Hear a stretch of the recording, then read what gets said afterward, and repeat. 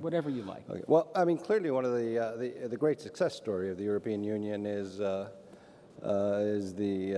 post-World War II reconciliation between Germany and France, and then in general the understanding that it's better to be together and avoid conflict. And I think that clearly is one of the great lessons learned that I think all people would like to see emulated in one form or another, and insofar as it works, then that's something that should be followed. I agree, and certainly in Latin America we see this, and we hope also in Africa. Now, we have to also understand the conditions are quite different. I mean, part of the success of the European Union also lay in the fact that it was fundamentally some kind of sort of the economic counterpart to NATO, which is to say, it was a hothouse of which you had this a greenhouse effect, where you actually, under constant threat of invasion from the Soviet Union or perceived threat of the Soviet Union, that in fact many things were capable, people agreed to do many things that perhaps under other conditions a state would not have done. I'm glad they did those things. This followed by when the Soviet Union, the Eastern Bloc collapsed, then we, in a sense, it was the long-term project of the West was coming to completion, which was that now the promise that we had given to Eastern Europe that were you to make free choices, you would be like us and you could join us. Eventually it came to be true between 1989 and 2004. So those were all positive developments. Recently, I'm getting a little worried by some of the old member states blaming the current crisis, or people from the old member states blaming the current crisis on the economic crisis on too rapid enlargement. On the 3rd of November, there was a fairly obnoxious piece in the Financial Times by a former head of EU legal services. Saying precisely that. If you indeed look at the fiscal responsibility of the new member states, then in fact they're doing a lot better than the so-called old member states. Which leads me, I think, to the next problem we face, which is that, to be very brief, you ask about cultural differences. In fact, I would say that the institutional arrangements, particularly in the case of, say, the euro, don't really match up to the sort of different cultural attitudes towards fiscal responsibility. That countries in the north have tended to have lower deficits. They don't have spectacular amounts of debt. And there, in fact, you could say that the countries around the Baltic Sea, Germany, Finland, Estonia, Sweden, Denmark, they're not, some are in the euro, some are out, but they certainly have far more in common in terms of fiscal responsibility than within the EU 17, which goes, again, has countries that, like mine, which is the only country currently to have a deficit under 3% and an indebtedness under 60. In fact, it's 7.1% of GDP. Now, so the range is much wider within this group that is cast as being the fast core group. In fact, if you were to look at who in fact shares common sort of, if culturally determined, I don't know if that's true or not, but in any case, certainly there seems to be quite a difference in the approaches taken by members within the European Union regarding frugality, lack of frugality, honesty in reporting data to Eurostat, all the problems that we've seen coming up, which leads us also to perhaps reconsider what inside the Eurozone means having money, or being a rich country or a poor country. If you were a company and your indebtedness were 150% of what you generate during a year.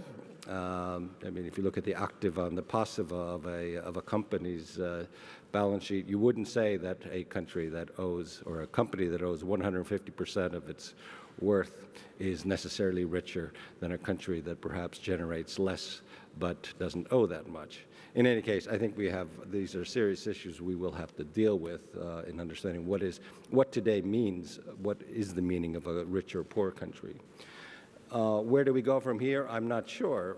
We would certainly, my country has been extremely supportive of further integration, of a deep European Union.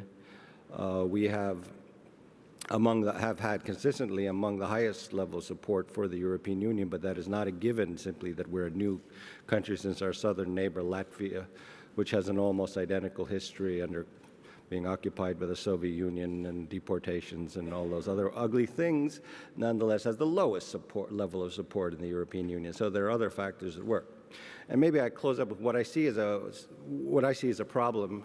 I saw the former U.S. ambassador alluded in a similar way to a similar issue. But recently our parliament voted. 75% of the parliament voted in favor of EFSF to bail out Greece. We're poorer than Greece, but we did that, and this was a bipartisan vote. It was the government coalition and the main sort of serious opposition party. They all supported lending money to Greece, and amounting to about 1/3 of our state budget.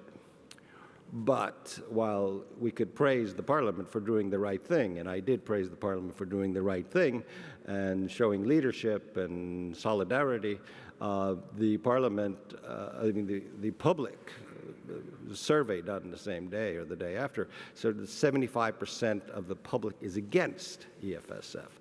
Now, my question is, how long can we sustain or expect the Parliament to sustain its pro-European solidarity in a democratic country when it is going against the wishes of the electorate?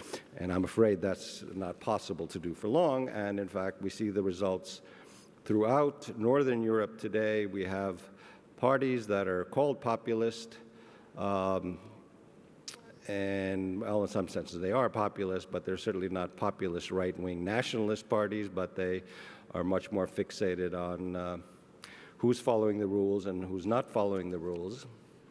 And we see already the Finnish government was put together in a way that normally you wouldn't expect it to be put together, because out of a fear of, or out of the need to exclude the populist anti-European party. We see in the Netherlands a government that is itself pro-European, but is in many ways beholden to, it's a minority government. It depends on, in fact, even an anti-Europe party in order to get things passed. So our range of movement is limited, and I would point out that when you talk about the crisis, what was the first government to fall as a result of the crisis? It was one of the most responsible governments in Europe, perhaps not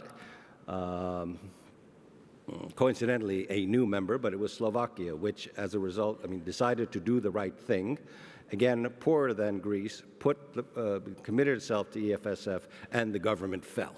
Now, that was the first victim of the crisis, first political victim of the crisis in Europe, and it was a government that did all the things that we would expect a good European government to do.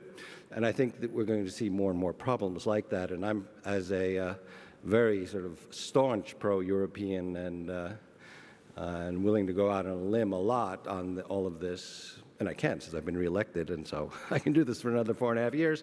But nonetheless, I am concerned about popular reactions to what's going on, and we haven't really seen it yet when people start figuring out what we've agreed to in Brussels the day before yesterday, or yesterday morning. I think that we can unfortunately expect more vocal opposition from our electorates.